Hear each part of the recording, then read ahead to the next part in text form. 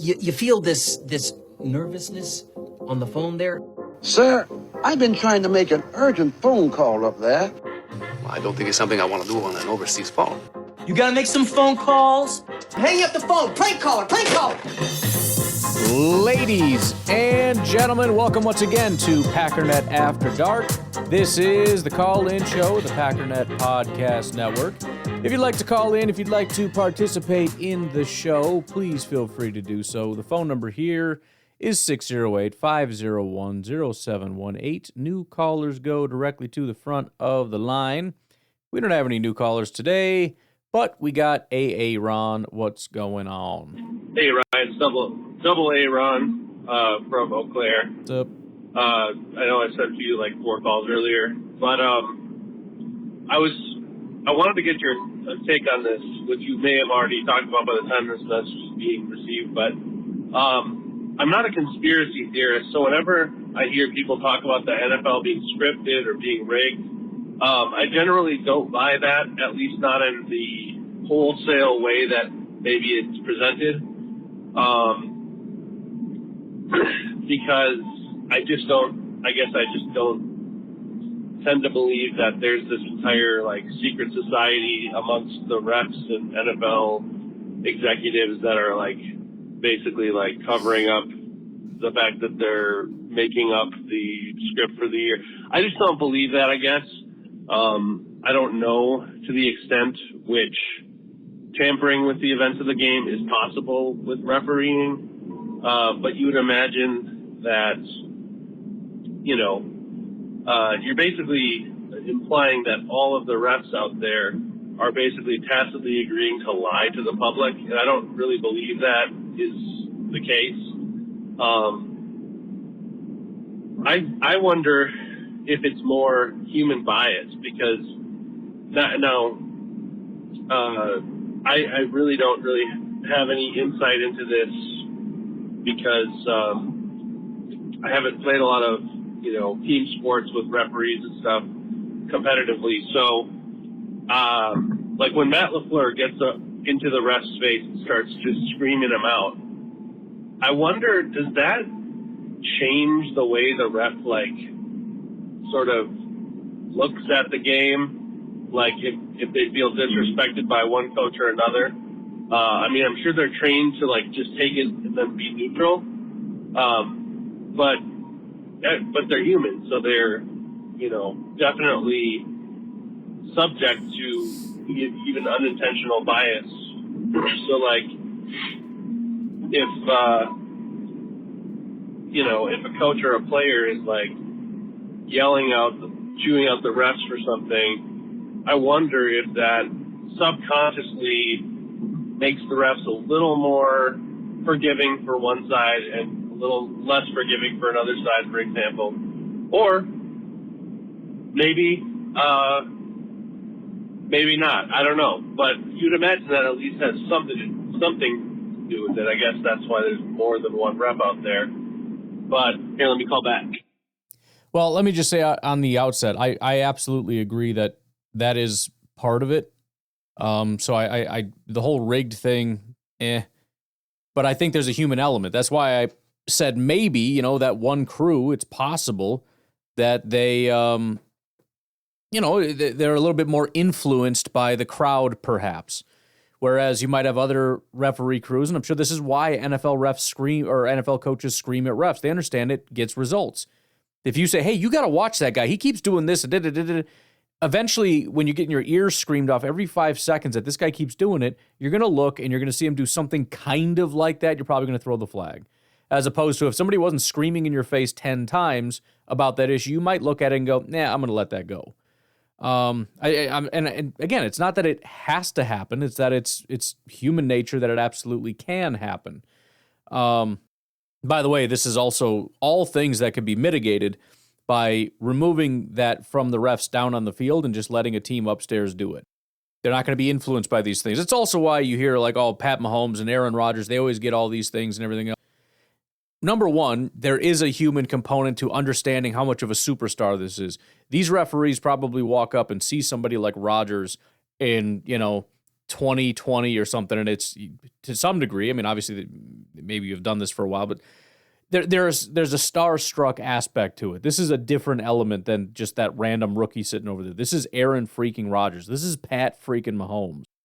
And you see somebody hit that guy, it's like, whoa! You have a natural instinct to it that's like, oh, that's terrible. Like it's subconscious probably to some degree.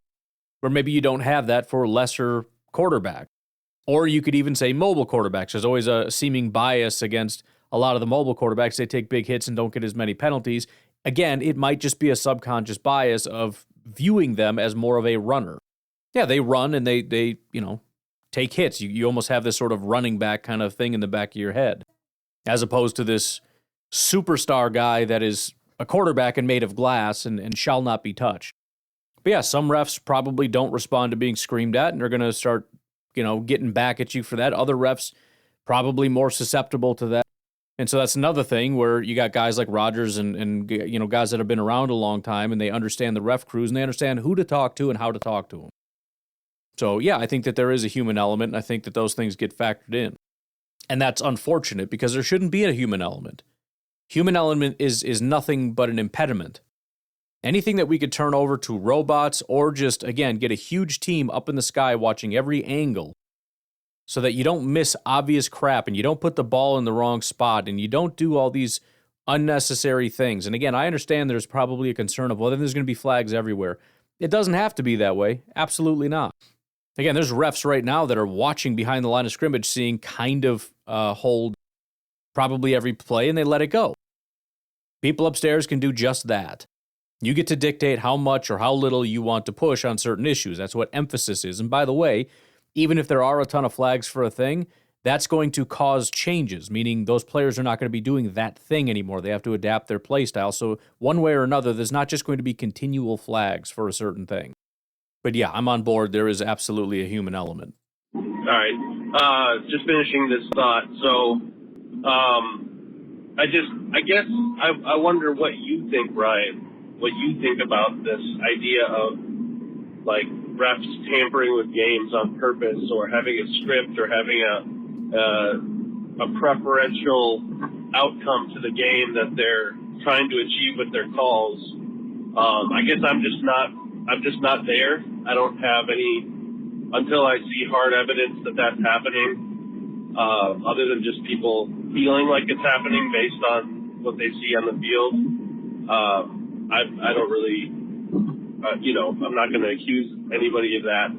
But I do think it's interesting. Now, I will say the game was winnable regardless of what happened with the refs. So I do think the refs did impact the game slightly in the Lions' favor. I'm not saying that they did that on purpose necessarily, but I think the calls did tend to preferentially excuse the Lions, like, for example, late hits, roughing the passer, pass interference, holding, stuff like that.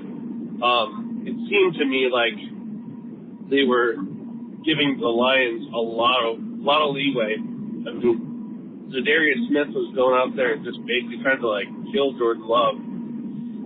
And that pick play, that quote-unquote pick play they called on Christian Watson when I watched the playback, it just looked like the other guy was just running into it. Like, it didn't look like he was picking anybody. So, I don't know. I'd be interested to know what your thoughts are. I'm sure I'll hear plenty of other people's thoughts about it too. But I just don't believe in the majority of conspiracy theories, because I think a lot of them are just too far-fetched that many people on that big of a stage could kind of secretly hold this, secret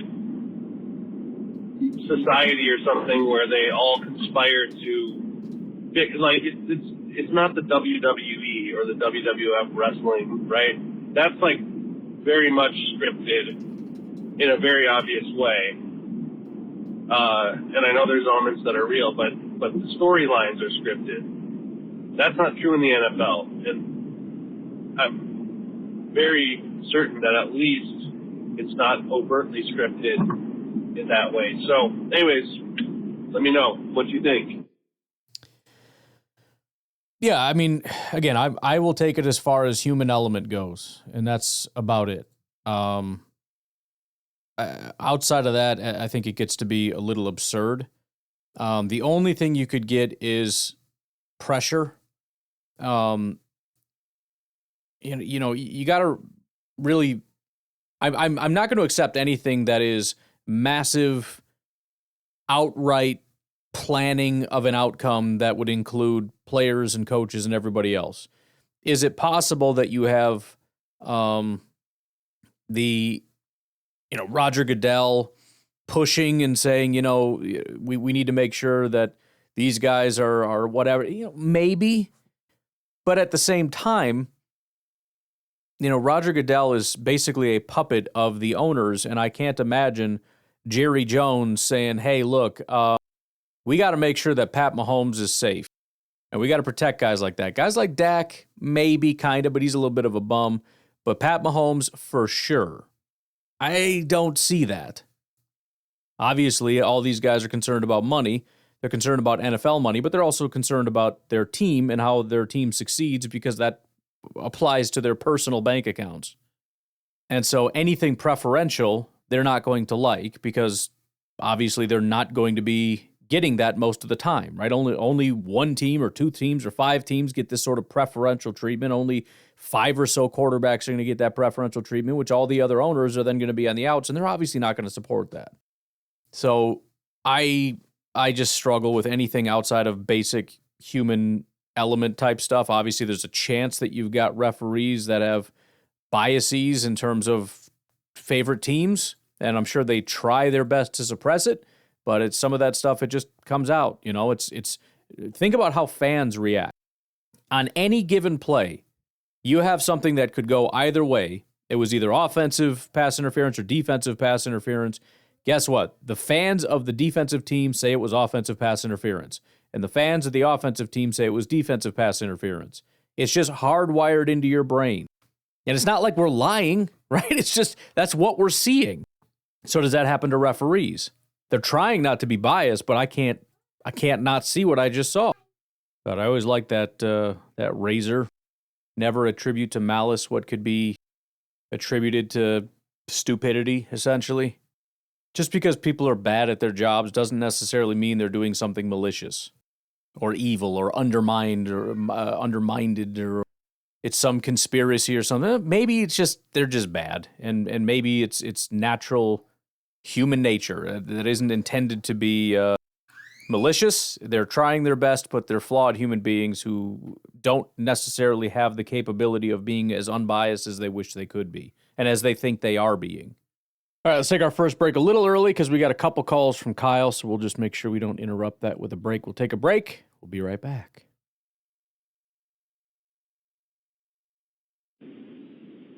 Hey, Ryan, it's Kyle from Madison. I've just been listening about 15 minutes here, and I think after the initial emotions of the disappointment of the loss, I think you and I are pretty much in sync here, and you're 100% right about this being a practice game. Like that was my feelings too. Like this felt very much like when Green Bay is confident and looking good, and then they inexplicably blow a playoff game that they really should have had. That's what this felt like, didn't it? It felt like one of those disappointing playoff losses of the last few years.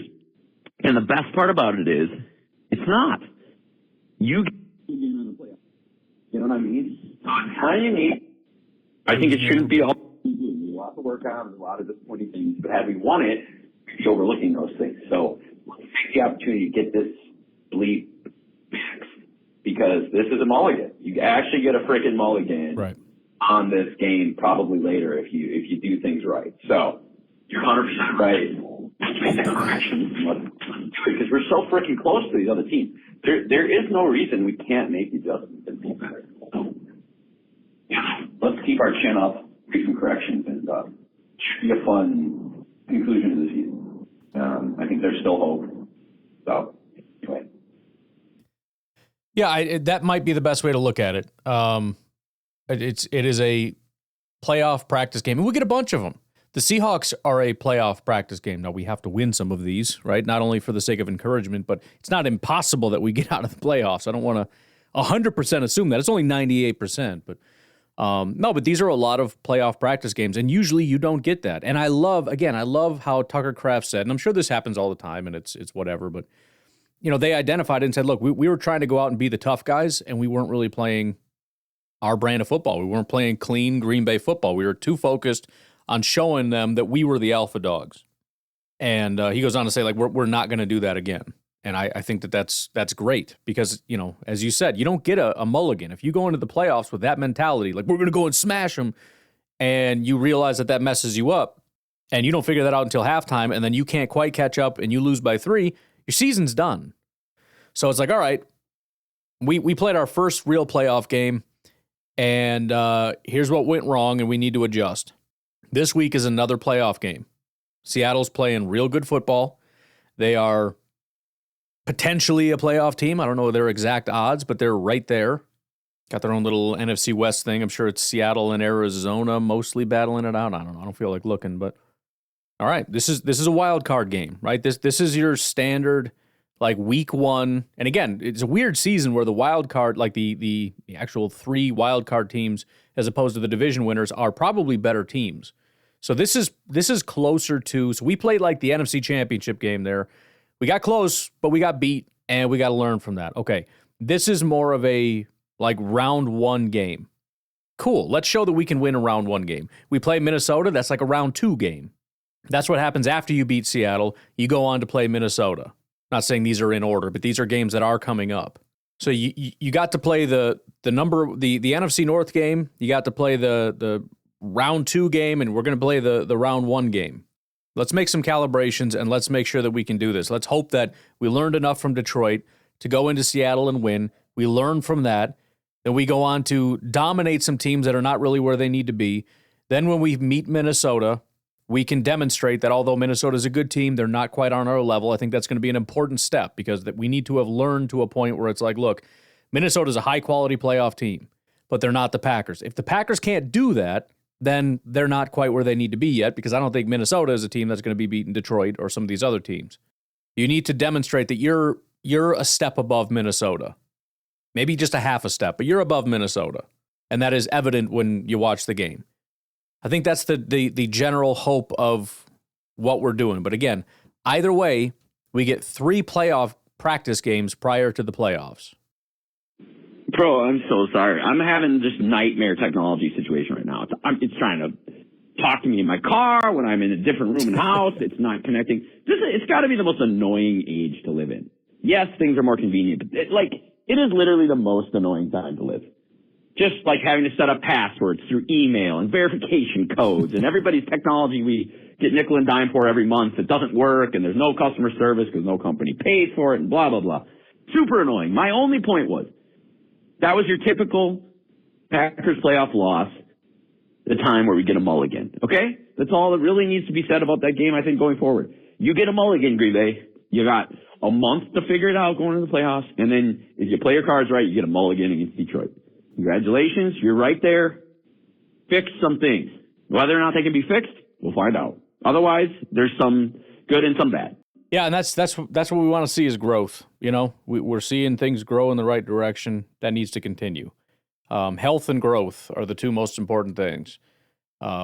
Wins are, I don't want to say secondary because they're kind of, there's a high correlation between the team is continuing to improve and winning. I suppose there's a possibility of, the team is getting better, but we lose. Could be some fluky stuff.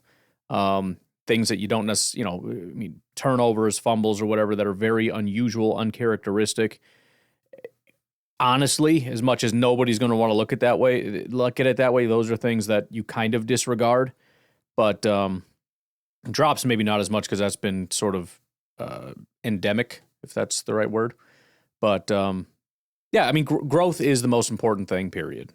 Hey Ryan, Trucker Bob here. Hey. Wandered around the country, spent a week in Maine, spent days in Vegas, went to see my daughter for Thanksgiving in Dallas area. So running around the country. Sorry about that. I bumped something, and God forbid I bump something. It messes everything up. Please continue. Country having a good time. Last night's game, that was a great game. I mean, people may want to complain about individual players and calls by the refs and all that other stuff, but the bottom line, it was a great game. This is my question for you, though.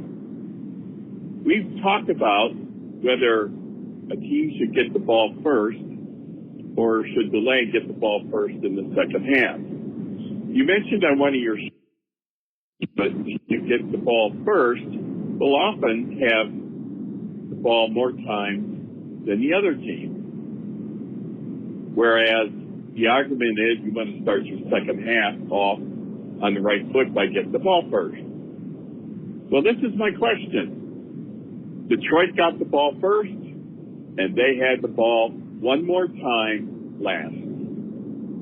Is choosing not to take the ball first always a wise decision? Just something for you to munch on. Anyway, traveling across Nebraska, sun shining, no snow, roads are clear, 50 degrees out, beautiful outside.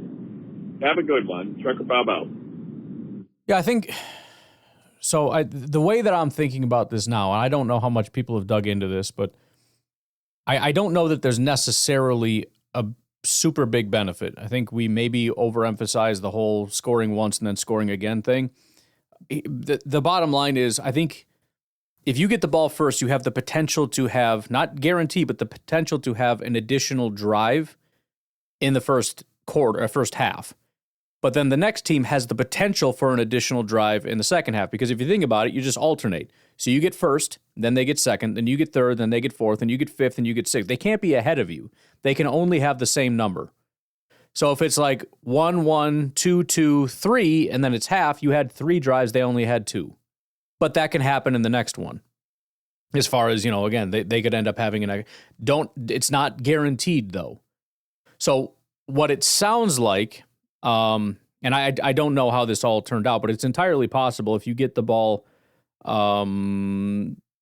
let's say we let Detroit go get the ball first. It's possible that they end the first half.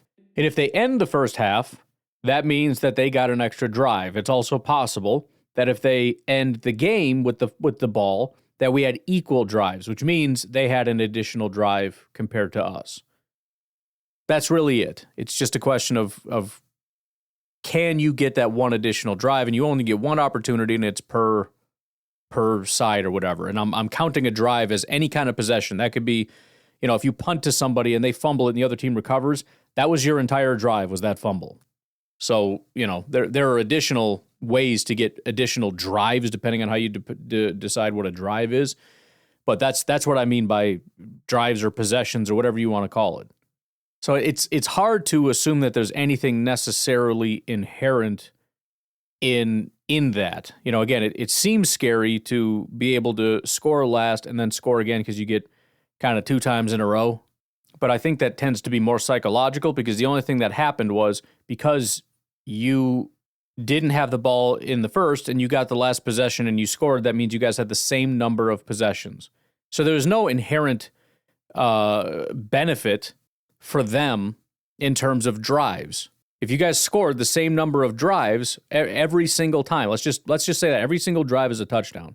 So it's 7, then it's 7, then it's 14, then it's 14, then it's 21, then it's 21, right? So that last team scored 21. Now they get the ball again, and then they score again. So what really happened was they had 14 and you had 21, and then they had 21 to 21, and then they have 28 to 21.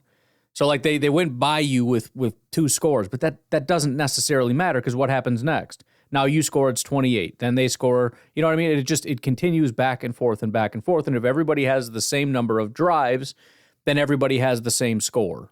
So really it just comes down to how many drives did you have and how many points do you score per drive? And there's no inherent bias in terms of how many drives you get. Because again, both teams have an opportunity to get an extra drive, but no guarantee. And it's not whether or not you take or take it in the first half or the second half. It's the same thing. It's the same opportunity. And then scoring per drive has no benefit one way or another.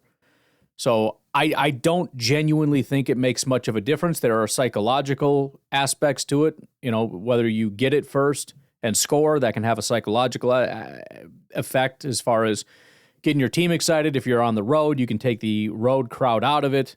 There's also a psychological benefit of getting it first and then punting on a 3 and out, and then you're like, holy crap, this sucks.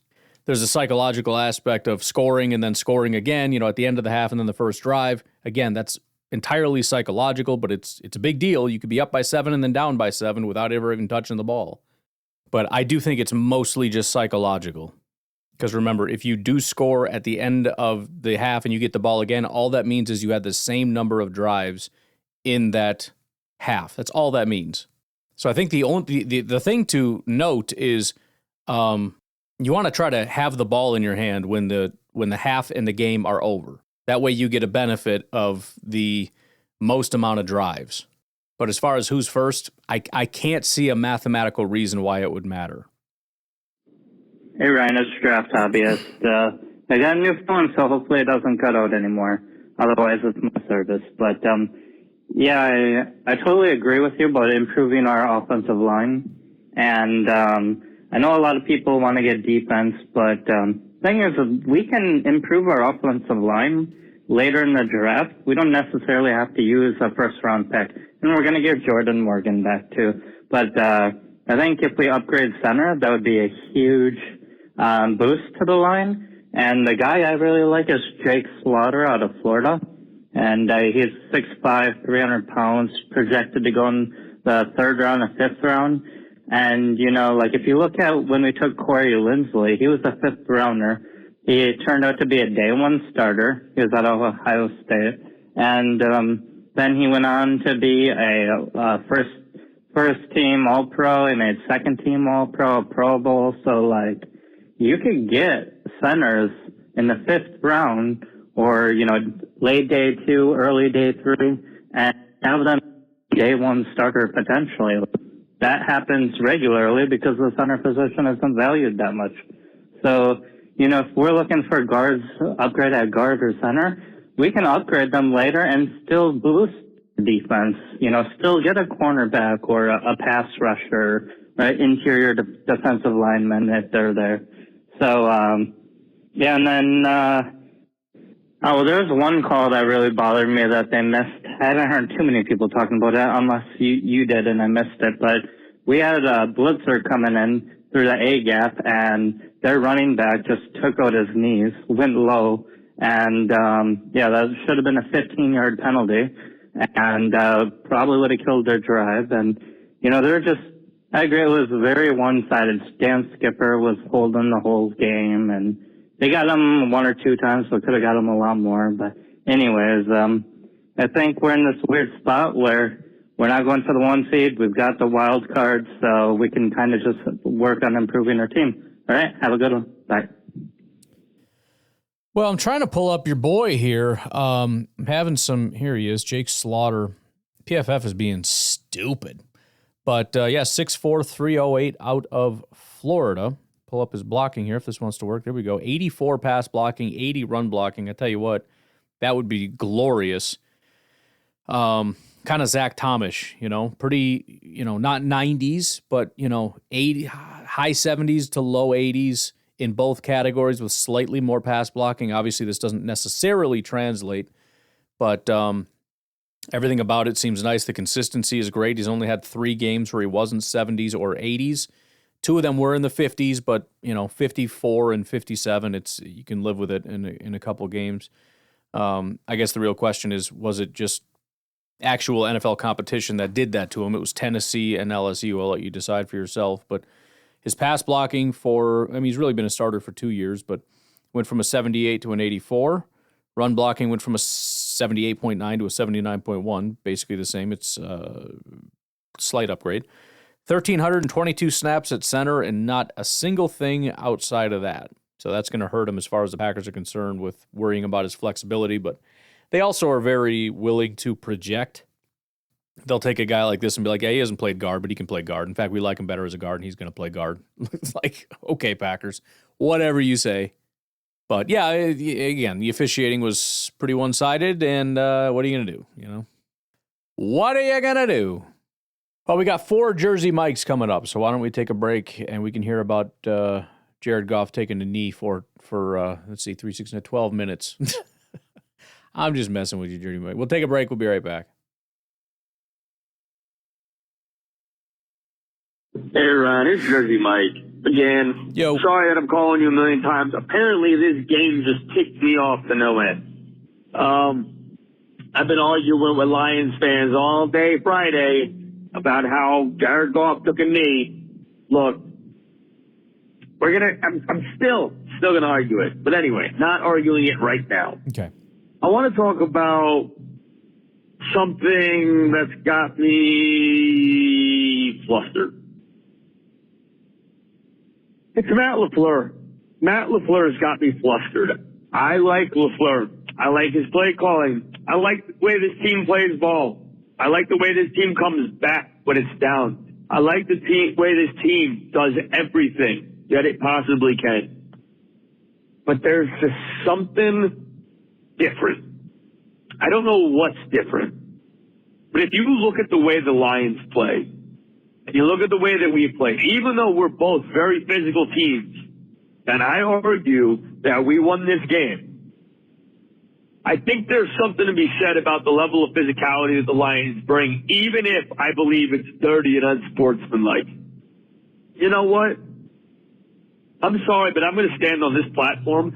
With the NFL now, how it's played, those plays, the way that those hits were made, lowering the head to make contact multiple times, going low on guys on purpose, trying to purposely injure them, not just Tucker Kraft, but Christian Watson. I'm looking at you, Kirby Joseph. I played safety. I know what it is to go after big guys' legs. Yeah, he puts them on the ground, you make them hurt real good. I agree. That's how football should be played. The problem is that the rules specifically dictate that we can't play football like that anymore.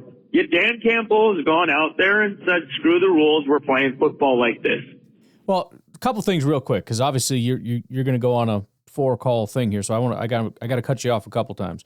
Number one, I appreciate that you laid out the positives, because I will constantly critique some of the negative calls and say, listen, let's not lose perspective on some of the good stuff. So I appreciate that, number one.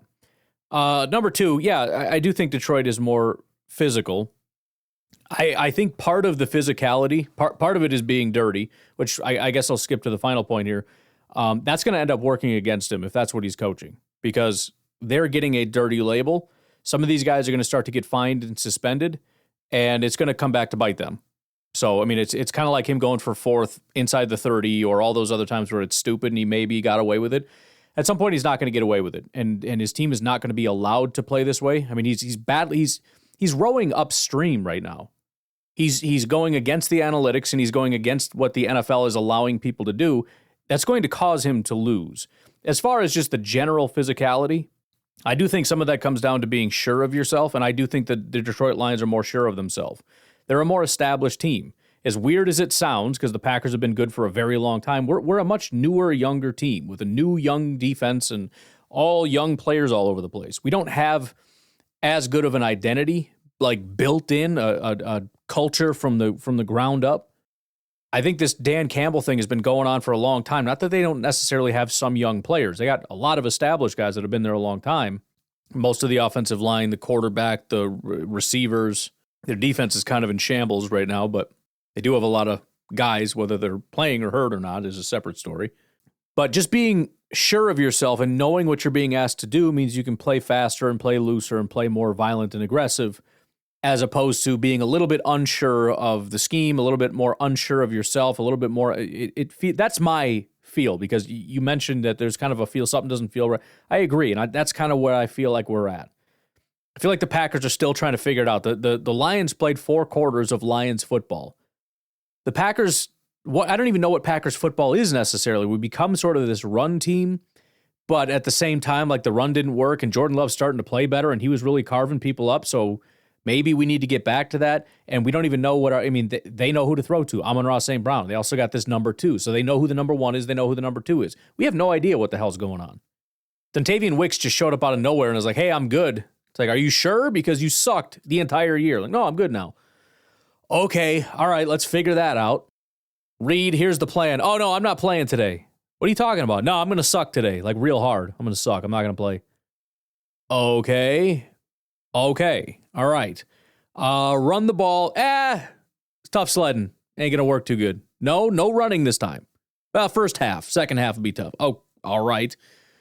Jordan, you throwing pick sixes? Or no, I'm pretty good at football. Mostly in the second half, but first half I'm still decent and I'm cautious. Okay, all right. Anyways, I guess this is what we're doing. Christian, you good? Yeah, same guy, just same dude. Okay. It feels, and it's not a good thing, but it feels like we're still trying to build an identity, and part of that problem is these guys. Nobody wants to grab the bull by the horns. I know you want to blame Matt LaFleur. You love blaming him for everything. Who on this team is going to grab the bull by the horns and say, I'm that dude?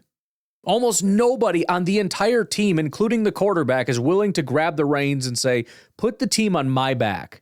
Jordan Love's been carried the entire year. Now all of a sudden he's like that dude. All right, cool, good. Josh Jacobs, kind of, but sometimes it doesn't work. You know, you can't just run all the time, every time, especially in today's NFL. Which wide receiver is going to step up? We thought it was Jaden Reed, and then he disappeared. Okay, fine. Then it was Romeo Doubs, and then he disappeared. Okay, that's weird. Then Christian Watson shows a flash, and he's like, nah, it was just that one time. It's like, okay. And now Wicks is back, like, hey, I'm that dude again. Like, okay. Tucker Kraft is really good, and then he kind of disappears, and then he's good, and then he's bad, and then he's good. Not really bad, but he just, it's like every other game, he just kind of pops up, and he's like, bro, I'm going to dominate some people. Last week, not much of a Tucker Kraft. The touchdown was great, but he was kind of getting his you-know-what rocked. How do you build an identity around a team that doesn't have any players with identities? So every week, on the fly, we can build a game plan, but you build a game plan around players that don't show up, and you got to build a new game plan on the fly. Then Jordan's got to adjust on the fly, and the coaches have to adjust on the fly what they're doing based on who's actually playing and who's not. Reed can't get off press, dude. What are we going to do? All right, we got to change some stuff. Let's put Wicks out there. Let's put him in the slot. Let's move this guy. Let's attack this and diddle. We got to change everything on the fly. Why don't we show up in the first half and only the second half? Maybe that has something to do with it. You tell me, who has been, since day one, that dude? Zach Tom? Pretty much. Right guard? No. Center? No. Left guard? No. Left tackle? Kind of. At least we know what he is. Real good pass blocker, sucks at run blocking. I'll take that. At least we know what we got there. Running back, again, pretty much. We pretty much got a dude. You can't 100% lean on it. Doesn't work that way. Got to have a pass game attack, but he's a reliable freaking guy, a dog. All right, cool. So we got that. We got a right tackle. We got a running back. No idea what the wide receivers are. Tight end is pretty solid. You pretty much know what he is, but he is pretty inconsistent. We can look at PFF. It's very up and down. Just doesn't feel like it because you don't see him, and then when you do, it's like, dang. And then, 40 plays later, it's like, dang again. And again, Jordan has had 2 to 3 pretty good games, and I'm including 3 because pretty good is included. If you say real good, it's 1-ish, 2-ish, 1.5-ish. So I don't know. What do we do? Should we lean on the run? Should we lean on Jordan now? What receivers should we lean on? I have no freaking idea what to do. So that's my point.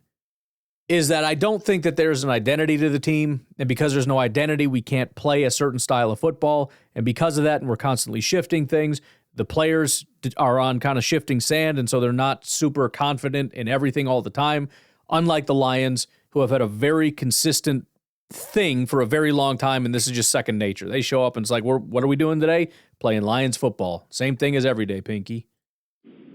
I need Matt LaFleur to do the same. If we're going to lose to the refs, I legitimately want to see some things that shouldn't be on an NFL field. If the refs are going to call us for BS penalties, make them good. Make them hurt for every time that there's a BS penalty. I don't even care if we start getting a little aggressive and they start calling personal fouls on us. You know what? I don't care. I don't care if this loses us games. I think that we need to set a precedent moving forward. And some coach needs to step up and say, The league has to be consistent with calls and treat everybody fairly. And until then, we're going to play mean football. We're going to play through the whistle, and it's going to look like we're trying to go out there and hurt people because we're going to play just the way the Detroit Lions play. And if you have a problem with it, then do your. I'll get to the next part. Again, I get where you're coming from. I have to disagree though, just because it's not going to work. I mean, if we had done that in that game, they would have called us every time, and we would have lost by 40. And if we do, and I don't want to do that moving forward because, again, different coaching or officiating staffs are going to do things differently. And I do think the more people start to notice Detroit, the more people start to put that label on Detroit, the more referees are going to start to become aware of that, and they're going to start looking for that, and they're going to start going after that. And I think that's going to hurt them, not help them. So I get what you mean. If that's how you want to play, then let's play. But long term, that's not going to work. It's Jersey Mike again. So just make the right calls.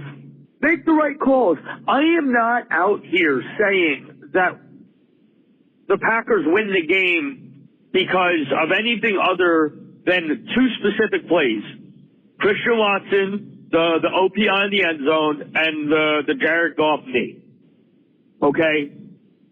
If games are going to come down to stuff like that, then we need to make the refs pay dearly. We need to make the league play. NFL fans need to get together. NFL coaches need to get together. NFL ownership needs to get together. And we need to decide what's going to be done about this NFL officiating. Look, if one Lions fan was capable of admitting that, yes, they won the game and they got blatant calls for them in favor of that were egregious, I'd be more willing to be accepting of the fact that the Lions won the game. Right. Because we'd be admitting that the game wasn't fair. And listen, to take that even a step further, all fan bases have been screwed by the refs. So to sit here and encourage it is stupid. You're doing it because you're biased and you don't want to admit to Packers fans that the Packers fans got screwed, and you want to win some kind of a frickin' you want to win the battle at the expense of the war. Everybody should be able to look at that and go, yeah, I mean, we won and, whatever, but the refs suck, dude, and we got to do something about this. Have an absolute hatred for people who are dishonest, for people who aren't above board, and for people who act slick, for people who run their mouths, but always hide behind the teacher when it comes time for their comeuppance, and they pretend like they've done nothing wrong. I don't like people like that. That's what the Detroit Lions look like. So I've always been the kind of guy that if I'm going to get in trouble, I'm going to get in trouble for something really good. I'm going to make it worthwhile. So that's my want. If we're going to run into games where NFL refs are going to just blatantly call it in favor of the team that we're playing against, we need to just say, you know what?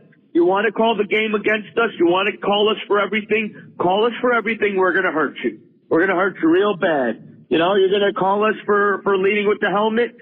It's going to sound disgusting, but maybe we need to start legitimately actually hurting players. Leading with helmets or spearing guys that are, defenseless receivers. Something has to be done. We need to play like the NFL of old, show them what it looks like, and be done with it so that we can move on to a better, more put together game that we can all watch and feel good about at the end of the day and know that the games were fair and just. Anyway, thank you for your time. I'm done for the rest of the week. Go Pack, go. As 3 more calls come in. Even if I agreed with you, obviously I couldn't admit it, but look, that I don't know that plan works. I mean, if Matt LaFleur says, hey, look, that was a bad call, so I want you to go out there and spear the quarterback in the freaking side of the head after the play, and then I'm going to run up to the ref and say, well, if you're gonna not call plays, then I'm going to do that. Bro, your coach is getting thrown out, the player is getting suspended, and nothing's going to change other than your team is getting fined and suspended, and you're looked at as a scumbag and a douchebag. and accomplished absolutely nothing. So I think you know that and are just venting, but I mean, that's not going to change anything. So. Hey Ryan, it's Jersey Mike. So I'm not talking about penalties. I'm talking about two guys who drive me nuts. One of them is J.J. Watt. The other one is Aaron Rodgers. Okay, these two bums, and I'm going straight after them, directly influenced the game-changing rules that were implemented and added to the game because they got injured. And yet J.J. Watt is out here defending Kirby Joseph, leading with his helmet to tackle people. Well, it's the dumbest thing ever. Like, well, what do you expect him to do? He's a bigger guy. First of all, just because they're bigger doesn't mean you can dive at their knees. That's freaking crazy that you're saying that. Second of all, there's a huge target there. You just admitted that he's huge.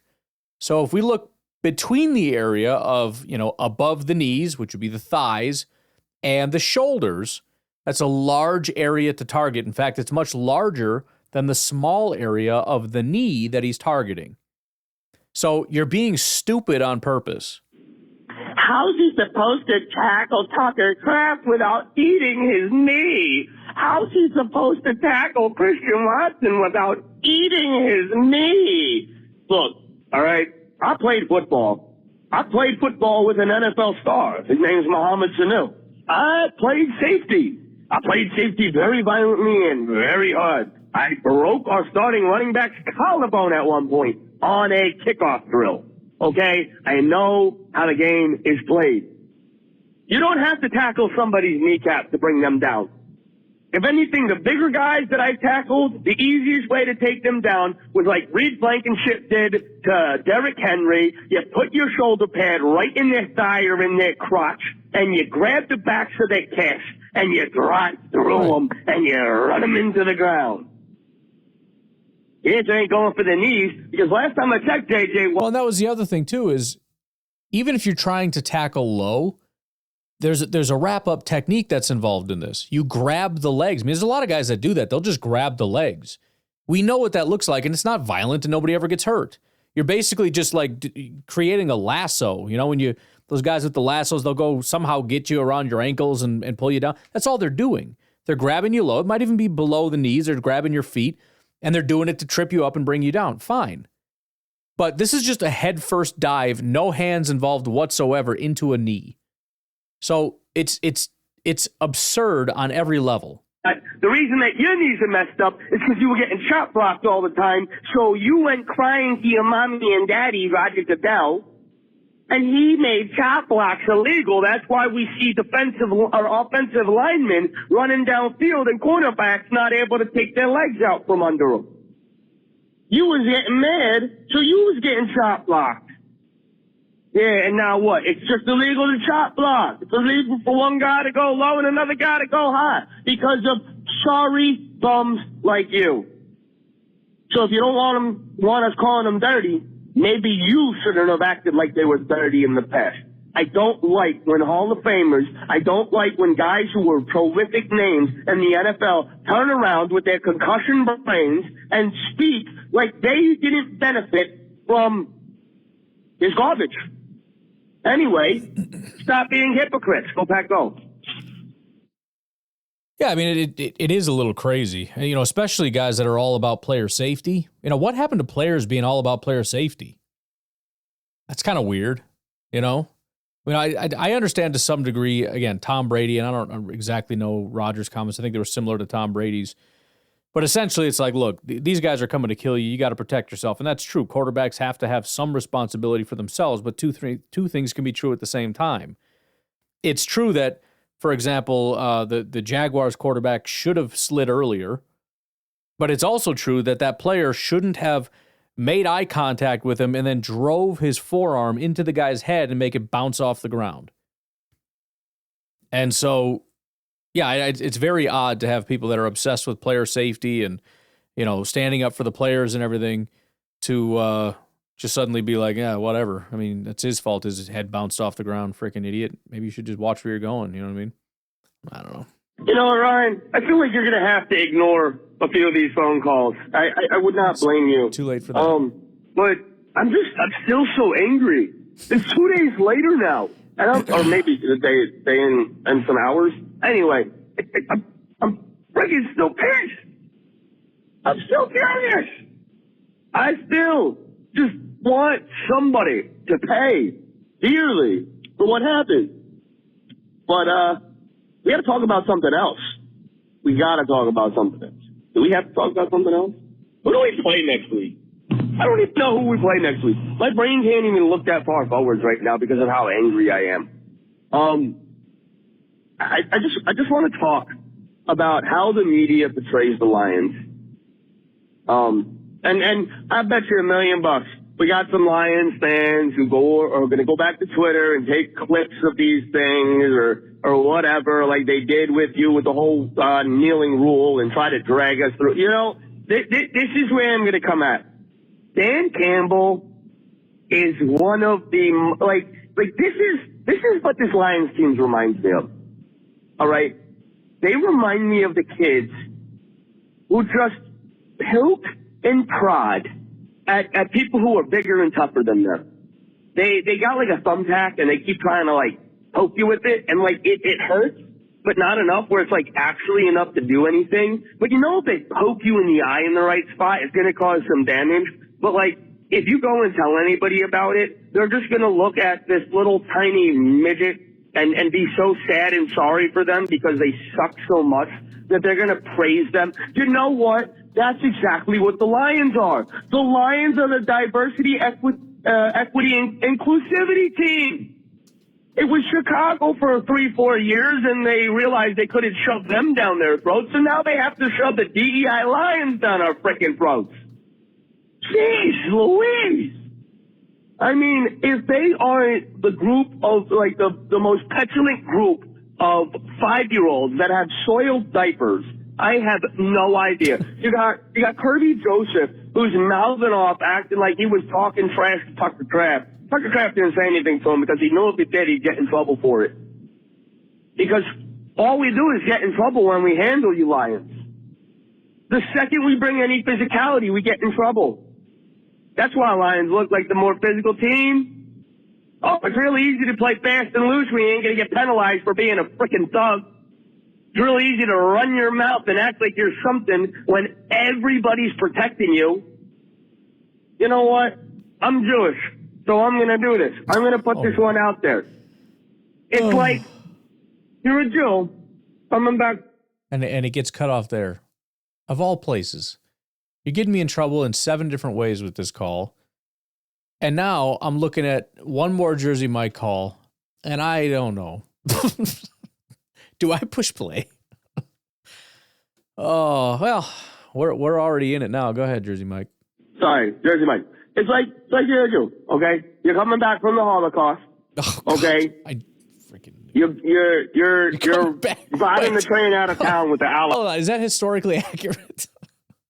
It's like you're a Jew and you're coming back from the old Holocaust there. Like, oh, hey, family, I just went down to the Holocaust.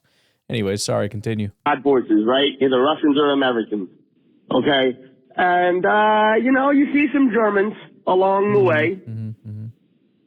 And you decide that you're going to do something about it. Like, you were the one fighting the good fight this whole time. Like, yeah, I understand. You were locked up. You were abused. Your people were killed. You know, all of these things happened. So you hate these Germans, right? So you have every right to be pissed at them. But to act like you did anything in making them fall, so to act like the Lions did anything to make us fall, poverty franchise. You get handed wins, because otherwise you'd be crying like little babies that the Packers are your daddies. We're your daddies. I don't care what the league says. I don't care what the scoreboard says. I don't care. All right? You guys, once and forever, have done something, and you act like you're the best team in the frickin' league since ever. acting like the Chiefs don't exist, acting like the Bills don't exist, acting like the Packers didn't just put it on you and beat you up. We had no chance to come back in the game because you're such a high-powered team, and yet you needed zebras to bail you out. The Lion pride needs to take this lump and admit the sins of their transgressions. Admit that they didn't win the game the way they should have won the game, and that there was a lot left out on the field. A lot of questions left unanswered. You don't feel good about this win, but no. Scummy, trash Lions and Lions fans think that they accomplished something here. And for that, I spit on you. You're disgusting. You're disgusting little runts. You're ants. You deserve to be squashed. I hope somebody does it very soon. Go Bills! I gotta go to New Jersey. Just I remember when I used to go out to Boston, visit family out there. As soon as you get off the plane, it's like I just want to stop and listen because you can hear people talking. It's like they're saying the stuff. They sound like that.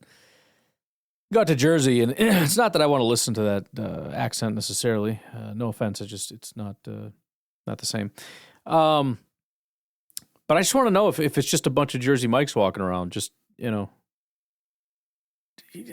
doing that to each other. I don't know. Be interesting to me. Well, look, I don't know how to elaborate on that. I don't feel like I need to. I think you're just getting some stuff off your chest there, Jersey Mike. So I'll probably just let it sit. And I hope you're feeling a little better. And I'm going to go. But I will talk to you tomorrow. And I will let a renewed Scrooge carry you off into the night. Have a good one. Bye-bye. I stand before you, once bitter as coal in a grimy hearth, a relic of greed, self-caged, ignoring holidays' true worth. I've watched Saint Nick Sanibel's nickel brawl with old intent, their verses crackling louder than chestnuts under torment. Y'all spit about who's authentic, who holds the OG claim, but your voices like sleigh bells keep bringing the same refrain. You're caught in tangled tinsel, each trying to shine brighter, yet the season was meant to make our heavy burdens light. Into the edge where no candle burns bright, free from iron chains on a frosty December night. Hear this old soul singing, let hostility dissolve. Wrap your feuds in velvet, peace let Christmas evolve. You flex tradition like muscle, but what's the core design? It's not about who wore red first or who drew the longest line. These rifts become old wreaths, dried needles on the floor, while beyond these rhymes, kindness waits just outside the door. I know the darkness, seen it swallow daylight whole, but I dance with ghosts who showed me how to mend a soul. Where stockings hang, let unity find a place to dwell, cause division's just an echo in an empty well. Picture a table set with warm bread and open arms. No more rival thrones, no alarms or false charms. When we hold hands instead of drawing lyrical knives, the carols of friendship give all our spirits new life. Into the edge where no candle burns bright, burns brown, burns bright. Broke free from iron chains on a frosty December night. Hear this old soul singing, let hostility dissolve. Wrap your feuds in velvet, peace let Christmas evolve. So drop the grudges like wrapping paper torn and tossed. Find what was lost, compassion that no one's cost. May these verses ring through silent snow-covered streets. We're stronger together, in that truth my heart repeats.